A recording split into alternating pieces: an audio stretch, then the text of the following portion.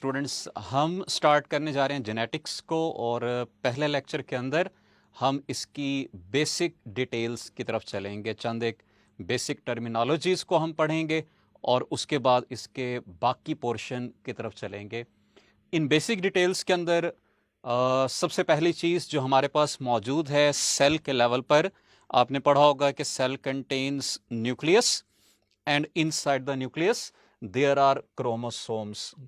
तो ये आपके सामने जो क्रोमोसोम मौजूद है इसको हम कहेंगे टिपिकल क्रोमोसोम, या आप इसको कहेंगे replicated chromosome which contains replica, और उस रेप्लिका को जो सेम सेंट्रोमियर के साथ अटैच्ड होगा उसको हम कहेंगे क्रोमाटिड।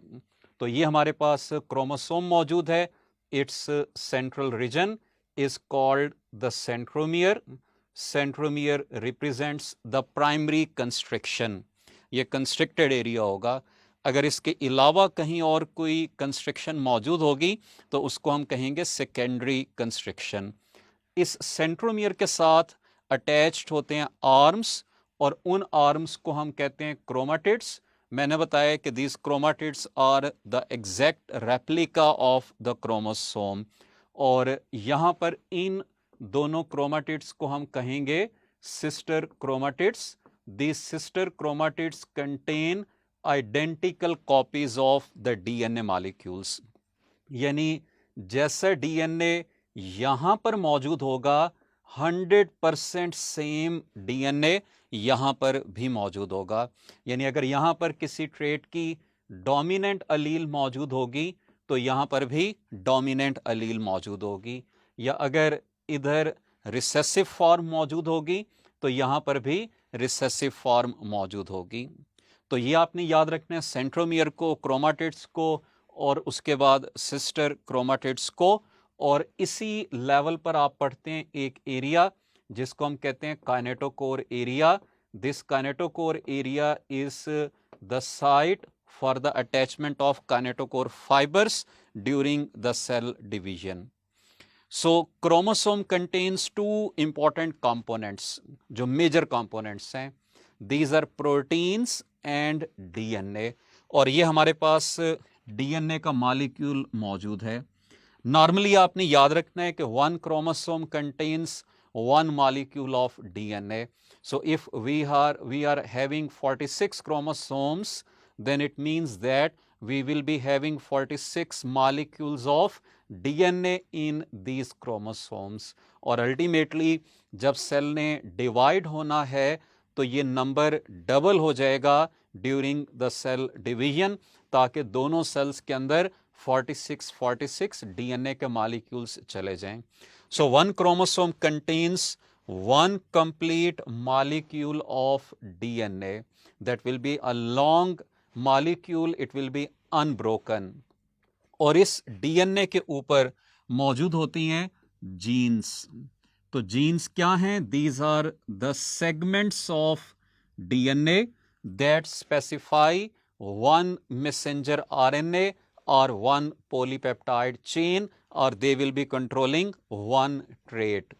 तो ये आपने रिलेशन याद रखना है, क्रोमोसोम का डीएनए के साथ, फिर डीएनए का जीन के साथ।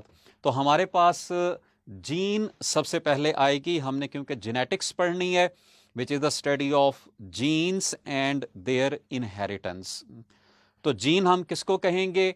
It is the part of DNA. जैसा कि आपने अभी पिछली डायग्राम के अंदर देखा था कि one chromosome contains one molecule of DNA and thousands of the genes. तो जीन क्या होगी? It is the part of DNA molecule. दूसरा आप याद रखिएगा कि it is basic unit of inheritance, इसी के थ्रू ट्रेट्स ने इनहेरिट होना है। और तीसरा इंपॉर्टेंट कंपोनेंट जो आपने ऑलरेडी पढ़ा होगा ये ट्रांसक्रिप्शन ट्रांसलेशन के अंदर, कि gene is the sequence of nucleotides that specifies amino acid sequence in a polypeptide chain. यानी एक चेन के अंदर जितने अमाइनो एसिड्स होंगे उनको जिसने स्पेसिफाई करना है वो एक जीन कहलाएगी। अब इससे आगे हम चलते हैं। Genes are located on the chromosomes और क्रोमोसोम के ऊपर इसकी एग्जैक्ट लोकेशन को लोकस कहा जाता है। जैसे मैं एक सिंपल सी एग्जांपल आपके साथ शेयर करूंगा। आपने पढ़ा होगा एक gene SRY, that is sex representative region for Y chromosome. This SRY gene is located on the tip of short arm of Y chromosome.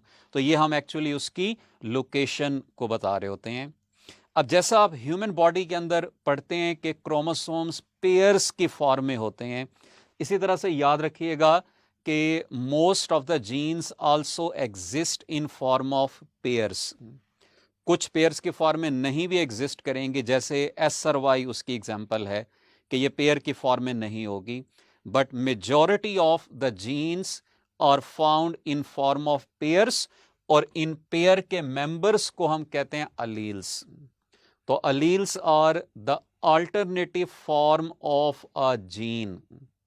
और यहां पर आपने ये 2-3 चीजें याद रखनी हैं जो कि अलील से रिलेटेड इंपॉर्टेंट हैं, कि alleles occupy same loci on respective homologue. Same chromosome नहीं होगा।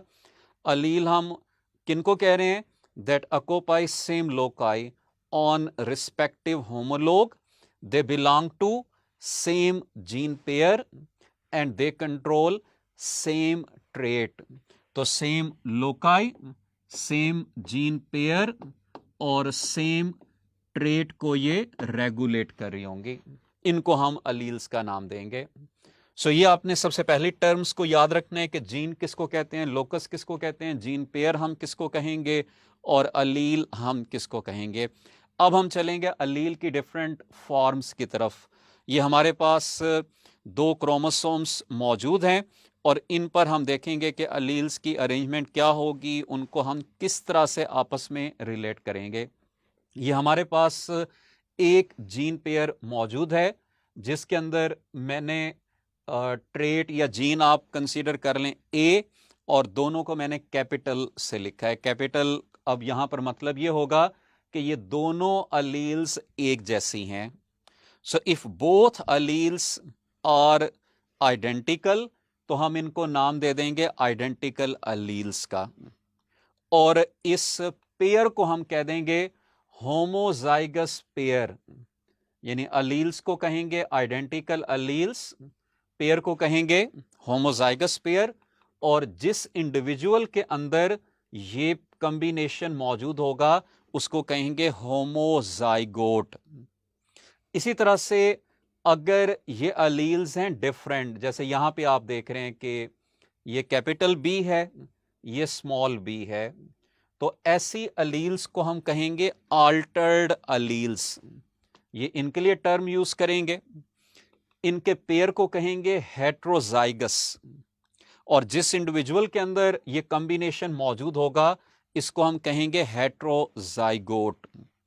अब आपने एक चीज याद रखनी है कि ये एक दूसरे की अलील्स हैं, ये एक दूसरे की अलील्स हैं।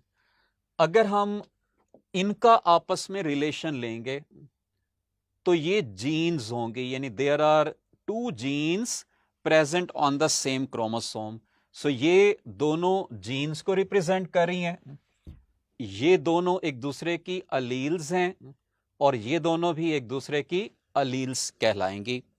तो यहां पर आप देख रहे हैं कॉम्बिनेशन में कि जैसे ये होमोजाइगस डोमिनेंट का कॉम्बिनेशन होगा, ये हेट्रोजाइगस का कॉम्बिनेशन है, इसी तरह होमोजाइगस रिसेसिव का कॉम्बिनेशन भी मौजूद हो सकता है। अब इससे आगे मजीद चंद एक और टर्म्स की तरफ हम चलते हैं। ये एक और टर्म आप पढ़ेंगे जिसको हम कहते हैं पॉलीमार्फिक जीन। अब यहां पर भी याद रखिएगा कि अगर किसी जीन की कोई अल्टरनेटिव फॉर्म नहीं है या वो पेयर नहीं बना रहा तो उसको हम अलील नहीं कहेंगे। जैसा मैंने SRY के केस में कहा है कि SRY की अल्टरनेटिव फॉर्म नहीं है तो हम उसको जीन कहेंगे, उसको अलील नहीं कहेंगे। यहां पर ये अलील्स मौजूद हैं कि इन कॉम्बिनेशंस के अंदर आप देख रहे हैं कि 2 अल्टरनेटिव फॉर्म्स हैं। अगर अलील्स का नंबर 2 से ज्यादा हो किसी भी जीन के अंदर तो ऐसी जीन को हम कहेंगे पॉलीमॉर्फिक जीन। यानी if a gene exist in more than 2 different forms then we will call it as polymorphic gene. जैसा कि आप इसकी एक एग्जांपल पढ़ते रहते होंगे, I gene for ABO blood group system. ABO blood group system के लिए आई जीन को हम कहते हैं पॉलीमॉर्फिक जीन। और इसी तरह आपने याद रखना है कि अगर अलील्स 2 से ज्यादा हों उनकी टाइप्स, तो ऐसी अलील्स को हम कहेंगे मल्टीपल अलील्स। अब आप जितने भी पी प्लांट के ट्रेट्स पढ़ेंगे उनके अंदर आप 2 ही फॉर्म्स पढ़ रहे होंगे, लेकिन एबीओ ब्लड ग्रुप सिस्टम के केस में आप 3 तरह की अलील्स पढ़ेंगे। एक आप पढ़ेंगे आई ए, जो ए एंटीजन की फॉर्मेशन में इन्वॉल्व होती है। दूसरी आई बी, जो बी एंटीजन की फॉर्मेशन में इन्वॉल्व होती है। और तीसरी को हम आई ओ से लिखते हैं या स्मॉल आई से लिखते हैं, ये रिसेसिव है, which does not form any antigen. तो यहां पर हम देख रहे हैं कि एबीओ ब्लड ग्रुप सिस्टम में 2 की बजाय 3 डिफरेंट अलील्स मौजूद हैं। तो ऐसी अलील्स को हम कहेंगे मल्टीपल अलील्स। और जिस जीन के अंदर ये मल्टीपल अलील्स होंगी उस जीन को कहेंगे पॉलीमॉर्फिक जीन। तो I is the polymorphic gene, I A, I B और आई ओ ये मल्टीपल अलील्स हैं। लेकिन आपने एक चीज याद रखनी है कि जो अलील्स का नंबर है मल्टीपल अलील्स का, वो 3 से 300 तक हो सकता है। लेकिन ये नंबर हम बताते हैं पॉपुलेशन के अंदर, डिफरेंट इंडिविजुअल्स में। अगर एक इंडिविजुअल हम लेंगे तो एक इंडिविजुअल में क्योंकि 2 ही क्रोमोसोम्स होंगे तो उनकी कोई सी 2 फॉर्म्स वहां पे मौजूद होंगी। यानी ऐसा नहीं हो सकता कि किसी इंडिविजुअल में ये तीनों अलील्स एट ए टाइम मौजूद हों। अगर ऐसा होगा तो ये एबनॉर्मेलिटी होगी। तो इंडिविजुअल के अंदर इनमें से कोई सी 2 फॉर्म्स होंगी, जैसा कि आप ये ब्लड ग्रुप्स के अंदर देखते हैं कि या तो होगी आई ए ब्लड ग्रुप के केस में, या होगी आई ओ, ये भी ए ब्लड ग्रुप है, या आई बी, ये ए बी ब्लड ग्रुप है, या आई बी ये बी ब्लड ग्रुप है, होमोजाइगस है। आई ओ ये हेट्रोजाइगस बी ब्लड ग्रुप है। और आई ओ या स्मॉल आई से हम इसको लिखते हैं, ये ओ ब्लड ग्रुप है। तो यहां पर आप देख रहे हैं कि हर एक इंडिविजुअल के अंदर इनकी कोई सी 2 फॉर्म्स हैं। लेकिन अगर हम इस पूरी पॉपुलेशन को लेंगे तो आपको यहां पर 3 डिफरेंट फॉर्म्स मिलेंगे, यानी आई ए, आई बी और आई ओ। तो इनको हम मल्टीपल अलील्स का नाम देंगे।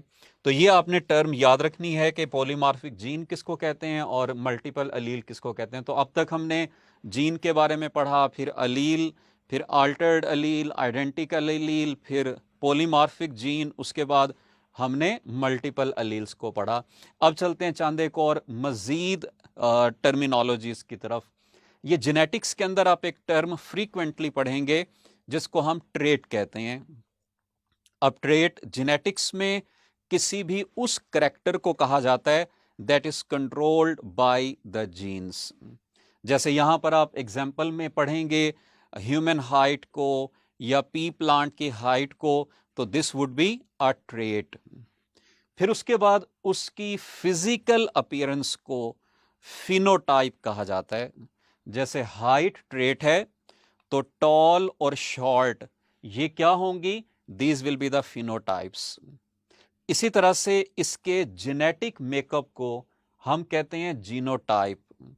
जैसे कि आप यहां पर पढ़ते हैं कि ये टॉल का जेनेटिक मेकअप है होमोजाइगस टॉल का, ये हेट्रोजाइगस टॉल का, ये शॉर्ट का जेनेटिक मेकअप है, तो ये इसकी जीनोटाइप कहलाएगी। इसी तरह से आपने एक टर्म पढ़ी होगी डोमिनेंट की। अब सबसे पहले तो इसको समझना है कि डोमिनेंट हम किसको कहते हैं, और एक आप सिंपल इसके बारे में पढ़ेंगे कि जो F1 में अपीयर हो जाएगा वो डोमिनेंट होगा, जो नहीं होगा वो रिसेसिव होगा। इसको आपने दूसरा जो मेथड है उसको इस तरह से भी समझना है कि हेट्रोजाइगस फॉर्म के अंदर, ये हेट्रोजाइगस फॉर्म है, इस हेट्रोजाइगस फॉर्म के अंदर जो फिनोटाइप या जो जीनोटाइप अपने आप को एक्सप्रेस करेगी उसको हम डोमिनेंट कहेंगे, और जो एक्सप्रेस नहीं हो सकेगी उसको हम रिसेसिव कहेंगे। जैसे पी प्लांट के अंदर इस केस को अगर हम देखें तो tall is the dominant phenotype, या हम कहेंगे capital T is the dominant gene. और इसी तरह से जैसे कि मैंने आपको बताया है कि जो अपने आप को एक्सप्रेस नहीं कर पा रही इस हेट्रोजाइगस फॉर्म में उसको हम रिसेसिव कहेंगे। जैसे कि इस एग्जाम्पल के अंदर शॉर्ट जो है ये रिसेसिव ट्रेट है, फिनोटाइप है, और स्मॉल टी जो है ये रिसेसिव अलील है। तो ये डोमिनेंट रिसेसिव के टर्म्स को आपने समझना है। इससे आगे नेक्स्ट एक और टर्म जो आप पढ़ेंगे वो होगी कंट्रास्टिंग ट्रेट्स की। कंट्रास्टिंग ट्रेट्स हम उन ट्रेट्स को कहते हैं which have clear cut differences. अब ह्यूमन हाइट को अगर हम देखें तो human height is not a contrasting trait. Like अगर मेरी हाइट 5 फीट 6 इंचेस है तो मेरे साथ 5 फीट 6 इंचेस का अगर पर्सन खड़ा होगा तो आप दोनों को डिफरेंशिएट नहीं कर सकेंगे, हालांकि कोई ना कोई डिफरेंस सेंटीमीटर का एग्जिस्ट करेगा। तो कंट्रास्टिंग ट्रेट हम किसको कहते हैं? Which have clear cut differences. जैसे येलो एंड ग्रीन, ये क्लियर कट हैं, हम इजीली देख सकते हैं, ये कंट्रास्टिंग ट्रेट्स कहलाएंगे। इसी तरह से 6 फीट एंड 1 फुट, ये भी कंट्रास्टिंग ट्रेट है। पर्पल एंड वाइट, ये भी कंट्रास्टिंग ट्रेट है। तो मेंडल ने पी प्लांट के जो 7 ट्रेट्स स्टडी किए थे, these were actually contrasting trait, जिनको देखकर ही हम डिस्टिंग्विश कर सकते थे। तो कंट्रास्टिंग ट्रेट्स आपने याद रखना है कि ये हम किनको कहते हैं। इससे नेक्स्ट अब हम चलते हैं ट्रू ब्रीडिंग की तरफ। ट्रू ब्रीडिंग या प्योर ब्रीडिंग, हम उस इंडिविजुअल को या उस वेराइटी को कहेंगे जो सेल्फ फर्टिलाइजेशन पर अपने जैसे ऑफस्प्रिंग्स प्रोड्यूस करे। यानी सपोज कर लें कि अगर हम सेल्फ क्रॉस की मैं बात कर रहा हूं, टॉल से क्रॉस करवाएं और सिर्फ टॉल ऑफस्प्रिंग्स प्रोड्यूस हों तो हम इसको कहेंगे ट्रू ब्रीडिंग। और अगर सेल्फ क्रॉस के ऊपर डिफरेंट ऑफस्प्रिंग्स प्रोड्यूस हों तो तब हम इसको कहेंगे हाइब्रिड। यानी टॉल का अगर हम टॉल के साथ क्रॉस करवाएं और टॉल के साथ शॉर्ट हाइटेड प्लांट्स भी हमें मिल जाएं तो फिर हम इसको क्या कहेंगे? हाइब्रिड। तो जो ट्रू ब्रीडिंग होगा ये होगा होमोजाइगस, और जो हाइब्रिड है ये होगा हेट्रोजाइगस। हेट्रोजाइगस होने की वजह से उससे हमें टॉल के साथ शॉर्ट भी मिल रहे हैं।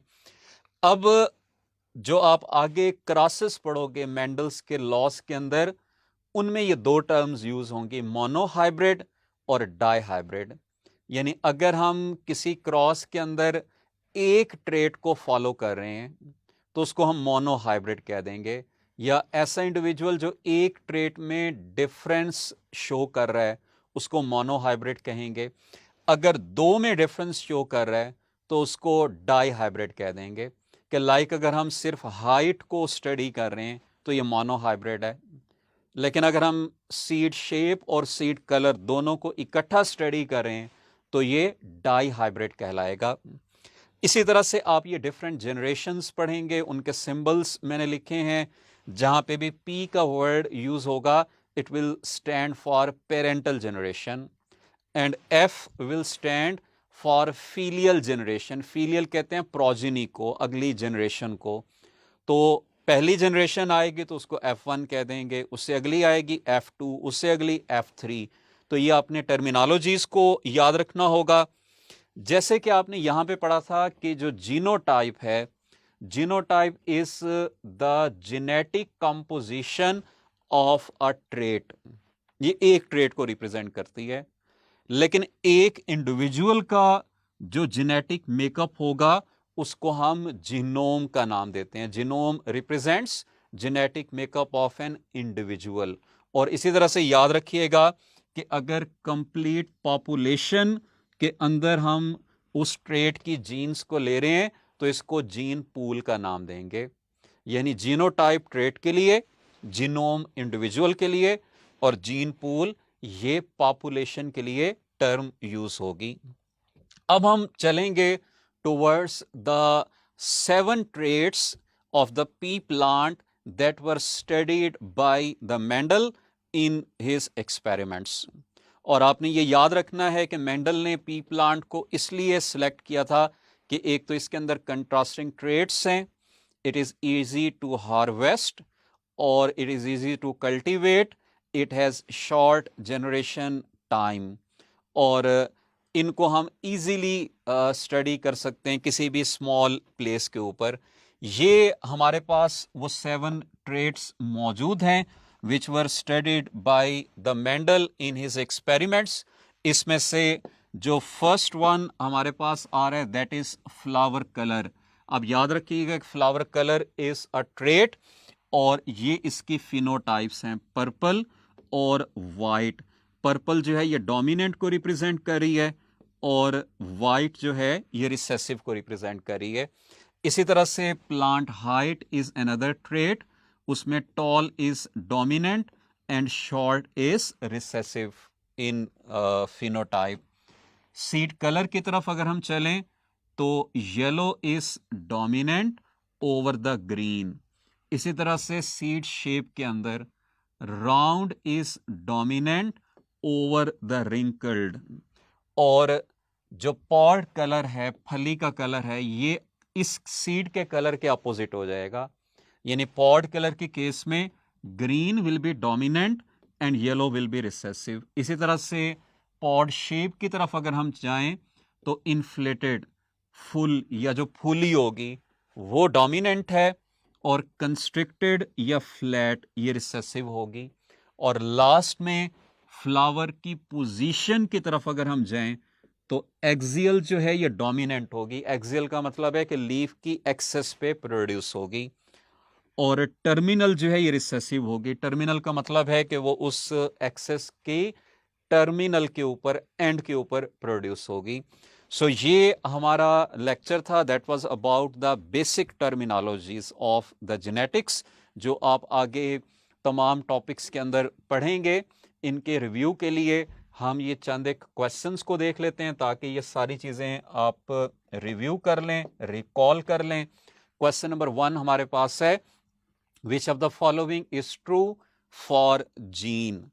तो अल्फा पे है basic unit of inheritance, beta पे है पार्ट ऑफ डीएनए, और चार्ली पे है ट्रांसक्राइब्स इनटू मैसेंजर आरएनए, और डेल्टा पर है all ABC. So easy question है, आप लोग पढ़ चुके हैं।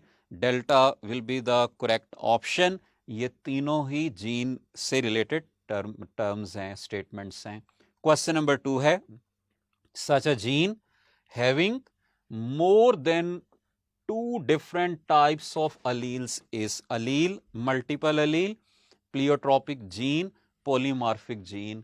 तो जीन का क्वेश्चन है तो आंसर भी आप जीन का करेंगे। सवाल गंदम जवाब चना नहीं होगा। You will not answer multiple alleles. Gene का पूछा है तो polymorphic gene will be the correct answer.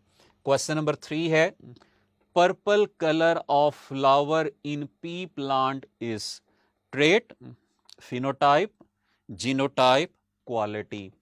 अगर क्वेश्चन होता फ्लावर कलर तो फिर हम करते ट्रेट, लेकिन यहां पर ये नहीं पूछा होगा। यहां पर है purple colour of the flower, यानी इसके बारे में पूछा है।